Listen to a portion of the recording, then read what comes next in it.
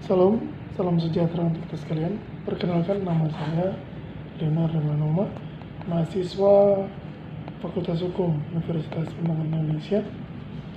Di saat ini saya akan sedikit memaparkan tugas yang diberikan oleh dosen mata kuliah Hukum Agraria dengan memilih salah satu topik dari pokok bahasan yang telah kami pelajari. Dan topik yang saya pilih adalah tentang pendaftaran tanah. Sebelum lebih jauh kita berbicara tentang pendaftaran tanah, terlebih dahulu kita harus mengetahui apa itu pendaftaran tanah.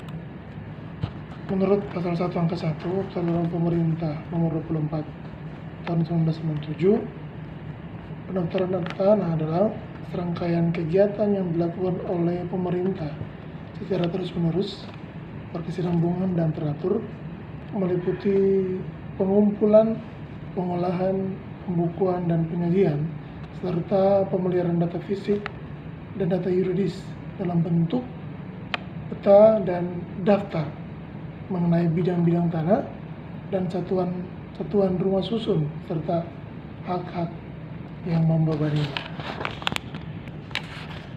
Nah, data fisik yang dimasuk di sini yakni keterangan mengenai letak, batas, dan luas bidang-bidang tanah dan satuan rumah susun mengenai adanya bangunan di atasnya. Kemudian untuk data yuridis, maksudnya di sini keterangan mengenai status hukum bidang tanah dan satuan rumah susun yang didaftarkan pemegang haknya.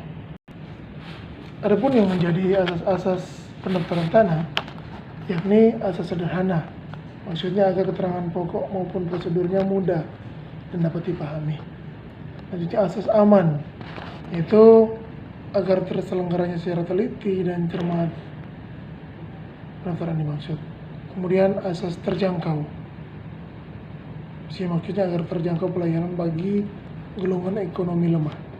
Kemudian di sini ada asas mutakhir, maksudnya adanya kelengkapan yang memadai dalam pelaksanaannya dan berkesinambungan dalam pemeliharaan datanya. Selanjutnya asas terbuka, di sini hendaknya selalu bersifat terbuka bagi semua pihak bagi yang membutuhkan informasi.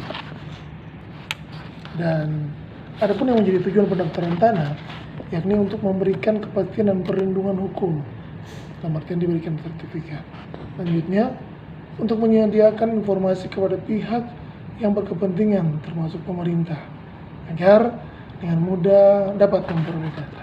Selanjutnya tujuan pendaftaran tanah itu untuk terselenggaranya tertib administrasi pertanahan. Nah, dalam sistem publikasi dalam pendaftaran tanah dalam UU PA memakai sistem publikasi negatif. Artinya, walaupun mengandung unsur-unsur positif, surat tanda bukti berupa sertifikat hanya dinyatakan sebagai pembuktian yang kuat, tetapi masih dapat disanggah kebenarannya dengan bukti lain. Jadi sudah dapat kita lihat dalam pasal 18 Undang-Undang Pokok Agraria. Nah, maksud di sini kuat, akan tetapi bukan mutlak. Untuk sistem pendaftaran tanah di Indonesia itu ada 3 sistem, yaitu sistem toren, sistem positif, dan sistem negatif. Sistem toren sini maksudnya sertifikat tanah merupakan alat bukti pemegang hak atas tanah yang paling lengkap dan tidak dapat diganggu gugat. Itu menurut sistem toren.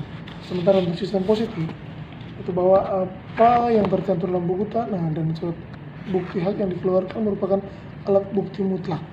Sementara untuk sistem negatif, di sini sertifikat hak atas tanah yang dikeluarkan merupakan tanda bukti hak yang kuat. Nah, demikian sedikit paparan tentang tugas yang diberikan oleh dosen mata kuliah Hukum Agraria, dan sebagai tambahan di sini saya mengajak rekan-rekan, teman-teman, saudara sekalian untuk bergabung dengan UNPI, karena di sini tempat belajar yang luar biasa. Kita memiliki dosen-dosen yang luar biasa yang tentunya menghasilkan para sarjana yang luar biasa yang siap pakai untuk ke depan nanti. Sekian dari saya, terima kasih, sampai jumpa.